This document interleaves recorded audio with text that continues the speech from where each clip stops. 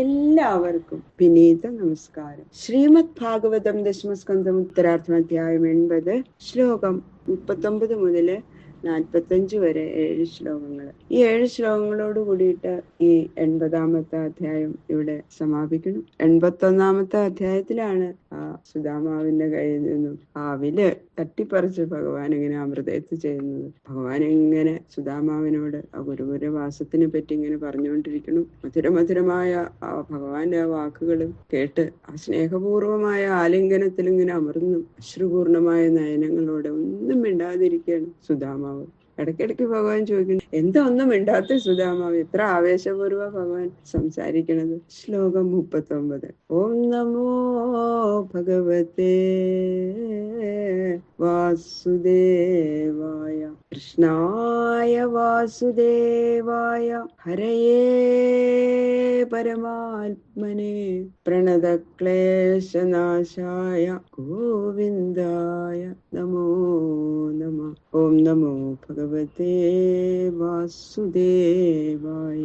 ഏതദ് വിജിത്വാ ഉദിതേ രവൗ സാന്ദീപനിൽ ഗുരു അന്വേഷമാണോ ന ശിഷ്യാൻ ആചാര്യോ വശ്യദാതുരാൻ. രാത്രി നമ്മൾ ആശ്രമത്തിലെത്താത്തത് കൊണ്ട് നല്ല മഴ പെയ്യുണ്ട്. ആ കുട്ടികൾ ഇങ്ങനെ ഇരുട്ടത്ത് കാട്ടിൽ അലയാവും എന്ന് വിചാരിച്ച് വളരെ ദുഃഖിച്ച് ആചാര്യനായ ആ സന്ദീപനി ഗുരു സൂര്യൻ ഉദിച്ച ഉടനെ നമ്മളെ തിരഞ്ഞു വന്നില്ലേ. അപ്പൊ നമ്മളിങ്ങനെ മഴയും നനഞ്ഞ് വിറകുകെട്ടും തലയിൽ വെച്ചിങ്ങനെ നടക്കണ കണ്ടപ്പോ അദ്ദേഹത്തിന് എന്തൊരു ദുഃഖം കൊണ്ട് ഓടി വന്ന് നമ്മളെ കെട്ടിപ്പിടിച്ചില്ലേ. എന്തൊരു സ്നേഹം അദ്ദേഹം നമ്മളുടെ നേരെ പ്രകാശിപ്പിച്ചത് അല്ലേ സുദാമാവേ.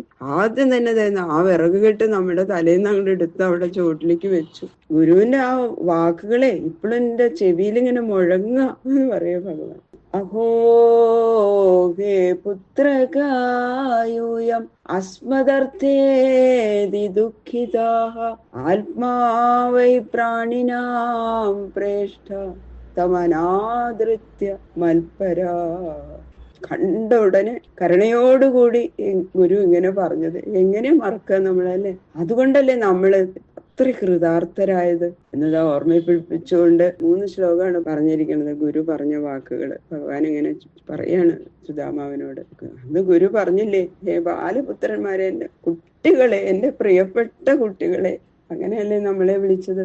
നിങ്ങള് ഞങ്ങൾക്ക് വേണ്ടി എത്ര ദുഃഖം അനുഭവിച്ചുല്ലോ. സകല പ്രാണികൾക്കും ശരീരം തന്നെ പരമപ്രേമാസ്പദം. നിങ്ങളോ ഈ ശരീരത്തിന്റെ വിഷമൊന്നും ചിന്തിക്കാതെ ഞങ്ങളുടെ കാര്യത്തിന് മാത്രം ഇങ്ങനെ തൽപരരായിട്ട് നിങ്ങൾ ഈ രാത്രി ഇത്ര കനുള്ള വിറകുകെട്ടൊക്കെ കൊണ്ടുവച്ച് മഴ നനഞ്ഞിങ്ങനെ ഞങ്ങൾക്ക് വേണ്ടി കഷ്ടപ്പെട്ടില്ലേ. അഹോ, നിങ്ങളുടെ ഭക്തി അത്യാശ്ചര്യം തന്നെ. എത്ര പറഞ്ഞിട്ട് ദുഃഖം കണ്ട് സഹിക്കാൻ പറ്റണില്ലേ അദ്ദേഹത്തിന്. നമ്മളോടുള്ള സ്നേഹം, നമ്മുടെ വിഷമം കണ്ടിട്ട് ഗുരുവിന് എന്തൊരു വിഷമായിരുന്നു അല്ലേ. ഏതദേവ ഹി സച്ഛിഷ്യൈ കർത്തവ്യം ഗുരുനിഷ്കൃതം യദ്വൈ വിശുദ്ധഭാവേന സർവാർത്ഥാത്മാർപ്പണം ഗുരൗ. സർവസന്താപത്തെയും നശിപ്പിച്ച് പരമപുരുഷാർത്ഥത്തെ സാധിപ്പിച്ച ഗുരുവിന് പരമപ്രേമാസ്പദമായ വസ്തു സമർപ്പിക്കണം. ശരീരത്തോളം സ്നേഹം മറ്റൊന്നിനോടും ഇല്ല. പക്ഷെ നിങ്ങൾ അതൊന്നും നോക്കാതെ ആത്മാർപ്പണം ചെയ്തില്ലേ. അതുകൊണ്ട് നിങ്ങളുടെ ഈ ആത്മാർപ്പണം തന്നെയാണ് ഉത്കൃഷ്ടമായ ഗുരുദക്ഷിണ. ഇനി വേറെ ഒന്നും നിങ്ങൾ തരണ്ട, ഇത് തന്നെ ഏറ്റവും നല്ല ഗുരുദക്ഷിണ എന്ന് പറഞ്ഞില്ലേ ഗുരുദേവൻ. പറയാണ് അതാണ് ഈ ധർമാർത്ഥ കാമ മോക്ഷപ്രദമാണ് അല്ലെ. പരമപ്രേമ ആസ്പദമായിരിക്കുന്ന ശരീരത്തെ ഒരു വിഷമവും കൂടാതെ നിർവ്യാജമായിട്ട് ആ ഗുരുവിനായിട്ട് സമർപ്പിച്ചു അവര് അല്ലെ. ഈ ഒരു കൃത്യം മാത്രമാണ് നല്ല ശിഷ്യന്മാര് ഗുരുവിന് വേണ്ടി ചെയ്യേണ്ടത്, പ്രത്യുപകാരം. അതല്ലേ നമ്മളോട് അന്ന് ഗുരു പറഞ്ഞത് സുദാമാവേ പറയണം. എന്നിട്ട് നമ്മളിത് അനുഗ്രഹിച്ചില്ലേ.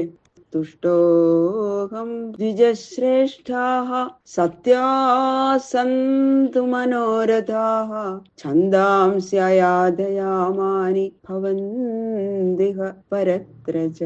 ഗുരു നമ്മളോട് പറഞ്ഞു, ഹേ ബ്രാഹ്മണ ശ്രേഷ്ഠന്മാരെ, ഞാൻ നിങ്ങളെ കുറിച്ച് വളരെ സന്തുഷ്ടനായിട്ട് ഭവിച്ചു. എനിക്ക് വളരെ സന്തോഷമായി നിങ്ങളുടെ ഈ പ്രവൃത്തി. നിങ്ങള് ആഗ്രഹിക്കുന്നത് എല്ലാം സാധിക്കട്ടെ. എന്നിൽ നിന്ന് നിങ്ങൾ പഠിക്കുന്ന വേദങ്ങൾ ഏത് കാലത്തും മറക്കാത്തതായിട്ട് ഭവിക്കട്ടെ.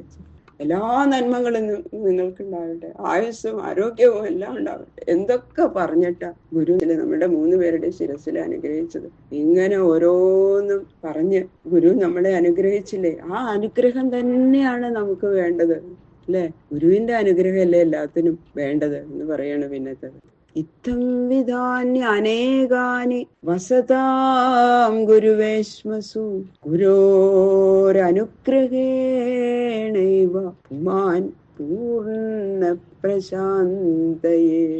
ഗുരുകുലത്തില് വസിക്കുന്ന കാലത്ത് നമ്മൾക്ക് സംഭവിച്ച ഇപ്രകാരമുള്ള അനേക സംഗതികൾ അങ്ങേക്കിപ്പോ ഓർമ്മയില്ലേ എന്ന് ചോദിച്ച ഭഗവാൻ ഈ സംഭാഷണത്തിന്റെ ആ സാരം ലോകത്തിന്റെ അനുഗ്രഹത്തിനായിട്ട് ഒരു പകുതി ശ്ലോകം കൊണ്ട് ചുരുക്കി പറയണം. ഗുരോരനുഗ്രഹേണൈവ പുമാൻ പൂർണ്ണ പ്രശാന്തയേ. ഈ പകുതി ശ്ലോകം എല്ലാ മനുഷ്യരും മറക്കാണ്ട് ഹൃദയത്തിൽ സൂക്ഷിക്കേണ്ടതാണ്. ഗുരുവിന്റെ അനുഗ്രഹം കൊണ്ട് മാത്രമേ ഒരു പുരുഷൻ പൂർണ്ണ കാമനായിട്ട് ഭവിക്കുള്ളൂ. പരമശാന്തനായി മോക്ഷം എന്ന പരമപദവി പ്രാപിക്കാൻ യോഗ്യനായിട്ട് വരണമെങ്കിൽ ഒരു പുരുഷന് ഗുരുവിന്റെ അനുഗ്രഹം ഉണ്ടാകണം. ആഗ്രഹങ്ങൾ മുഴുവനും സാധിക്കണമെങ്കിൽ ധനം മറ്റുള്ള കാര്യങ്ങളൊക്കെ എത്ര ഉണ്ടായിട്ടും കാര്യമില്ല, ഗുരു കടാക്ഷം വേണം. ആ ചെയ്യണ പ്രവൃത്തി മുഴുവൻ പൂർണ്ണമാവണമെങ്കിൽ ഗുരുവിന്റെ അനുഗ്രഹം വേണം. ആ ഗുരു കടാക്ഷം, ആ ഗുരുത്വം എന്ന് പറയില്ലേ, അതാണ്. ആ മോക്ഷം സാധിക്കണമെങ്കിൽ പോലും ഈ ശാസ്ത്രാഭ്യാസാദികൾ ഉണ്ടായ പോരാ, ഗുരു കടാക്ഷം വേണം. അതാണ് ഗുരുത്വം വേണം, ഗുരുത്വം വേണം എന്ന് പറയുന്നത്. എത്ര നന്നായിട്ട് പഠിച്ചാലും പൂർണ്ണമായിട്ടൊക്കെ ഗുരുവിന്റെ അടുത്ത് നിന്ന് എല്ലാം പഠിച്ചു വെച്ചാലും ആ ഗുരുവിന്റെ അനുഗ്രഹം ഉണ്ടെങ്കിലേ അത് പ്രവൃത്തിയിൽ കൊണ്ടുവരാൻ സാധിക്കുള്ളൂ. എല്ലാവരും മനസ്സിലാക്കേണ്ട ഒരു ഉപദേശം. ഭഗവാൻ അത് എല്ലാവർക്കുമായിട്ട് ഇതാ പറയണു. ഭഗവാൻ തന്നെ പറയണു, ആ ഗുരുവിന്റെ അനുഗ്രഹം കൊണ്ടാണേ എനിക്ക് ഇങ്ങനെ ഒക്കെ ജീവിക്കാൻ സാധിക്കണതെന്ന്. അപ്പൊ ഈ ഗുരു എന്ന് വെച്ചാൽ കേവലം ഒരു വേലക്കാരനും ശിഷ്യൻ സാമാനം വാങ്ങാൻ വന്ന ഒരു കച്ചവടക്കാരൻ, ഗുരു വിൽക്കാനിരിക്കണ ശിഷ്യൻ വാങ്ങാൻ വന്നവൻ, അതൊക്കെയാണ് ഇപ്പൊ കണ്ടുവരണത് അല്ലെ. ഗുരുവിന്റെ ഫീസ് മേടിക്കണു, ഗുരു ഫീസ് മേടിക്കണു, ശിഷ്യൻ പഠിക്കണു. എന്തായാലും ഭഗവാൻ ഇതാ വിസ്തരിച്ച് അതൊക്കെ ഓർമ്മിച്ച് സുധാമാവനോട് ഇങ്ങനെ ആവേശപൂർവം പറയണം. ഇപ്പോഴാണ് സുധാമാവ് മറുപടി പറയണം. ബ്രാഹ്മണ ഉവാച കിമസ്മാഭിരനിവൃത്തം ദേവദേവ ജഗൽ ഗുരു ഭവതാ സത്യകാമേന യേഷാം വാസോ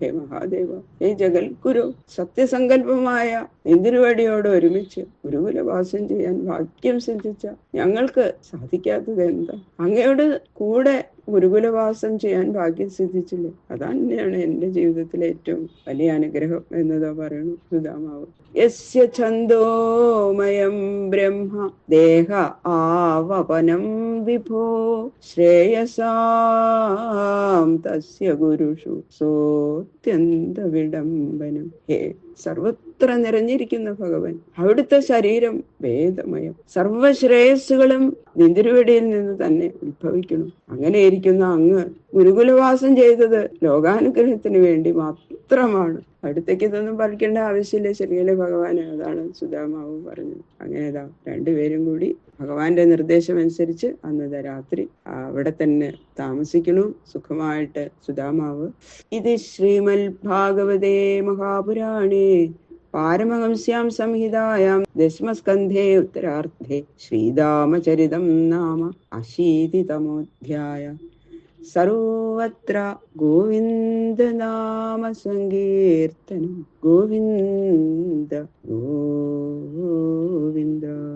ഈ അധ്യായം ശ്രീകൃഷ്ണ ഭഗവാന്റെ ശ്രീപാദങ്ങളിൽ സമർപ്പിക്കണം. കായേന വാചാ മനസേന്ദ്രിയേർവാ ബുദ്ധ്യാത്മനാ വാ പ്രകൃതേ സ്വഭാവാൽ കരോമി യദ്യൽ സകലം പരസ്മൈ നാരായണായേതി സമർപ്പയാമി. സർവം ശ്രീകൃഷ്ണാർപ്പണമസ്തു.